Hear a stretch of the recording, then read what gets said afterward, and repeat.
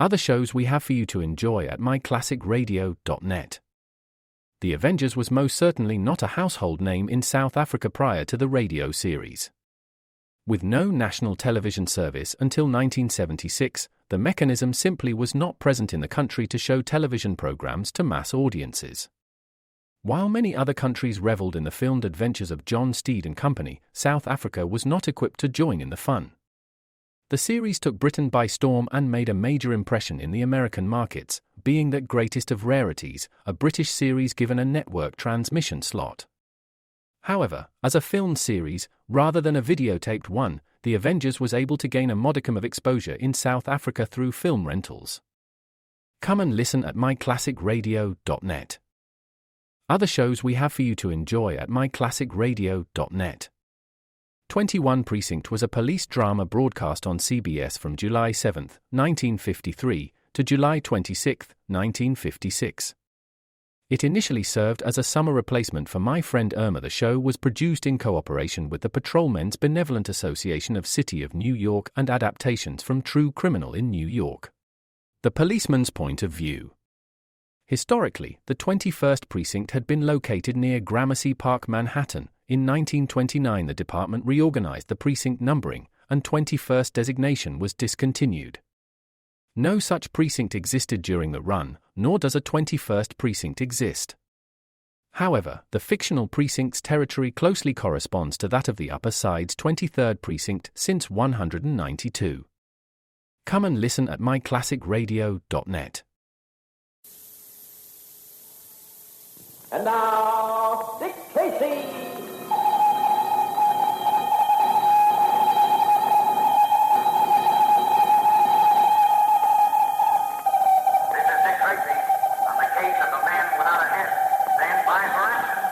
Let's go, men.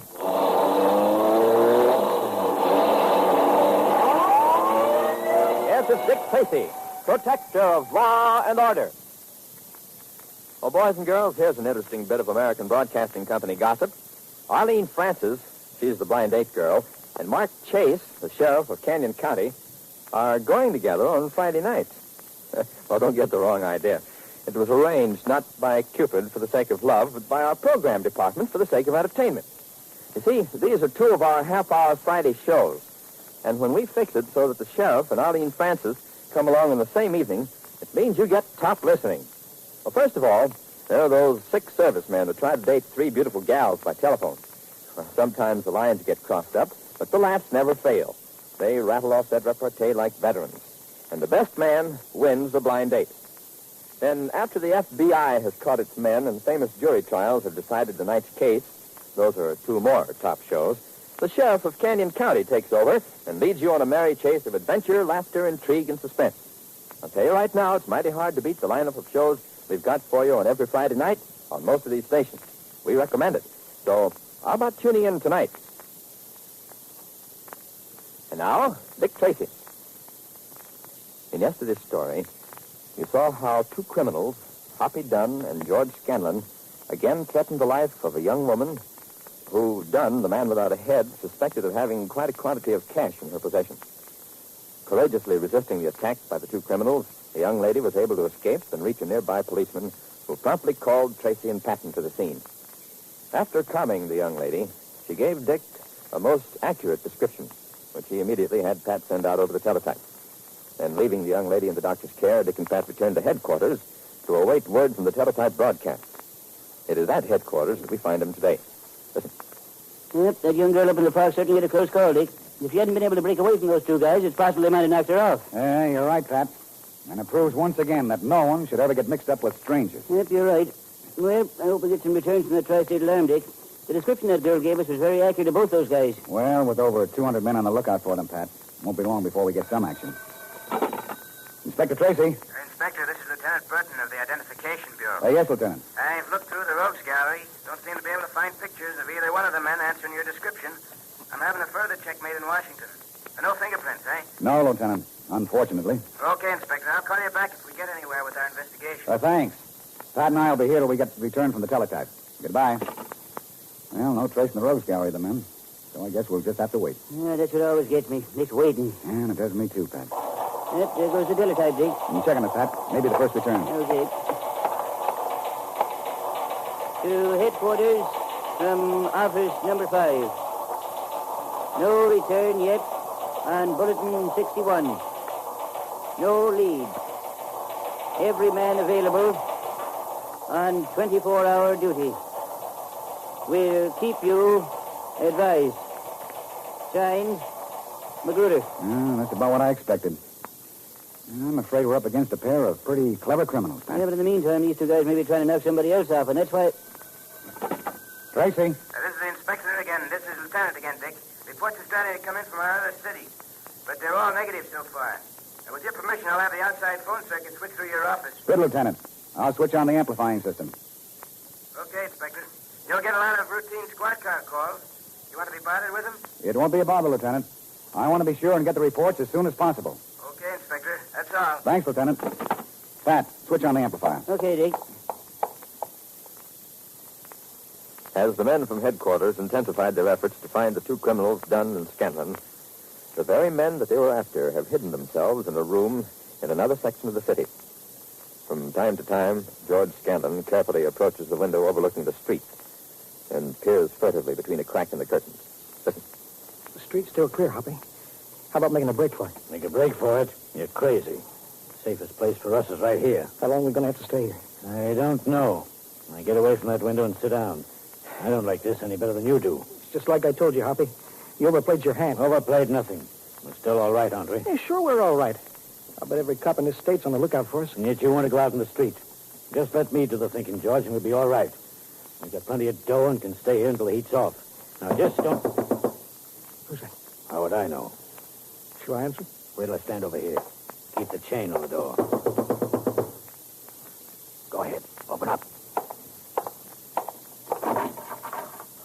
Yeah? Let me in. What do you want? I want to talk to you guys. What about? I don't mind. Take the chain off the door and let me in. Just a minute. Did you hear that? Yeah, let him in. All right. Come in. Thanks, buddy. Come on in. Sit down. Thanks. Now, what's on your mind? Oh, I just thought I'd come up and check up with you guys, see if you like the room. Everything was all right. Yeah, everything's swell. We like it fine. That's good. Does this other guy have to stand behind me? No, I guess not. Sit down where the landlord can see you, George. You make him nervous standing behind him. Okay. So you like the room, huh? I said that once. I notice you guys don't go out much. No, we're just resting.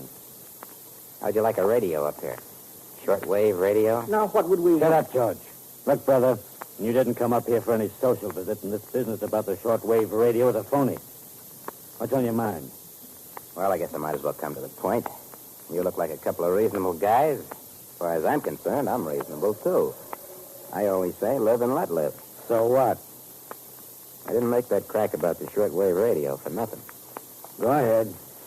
I've been listening to police calls, and I've been hearing the description of a couple of guys that are wanted on suspicion of murder. Of course, the broadcast gave the names of a couple of guys by the names of Dunn and Scanlon. So it couldn't be you guys, because you gave me names different from those. Quit kidding and get to the point. Okay. It'll cost you $1,000. Oh, you dirty Shut up, rat. George. What's the $1,000 for?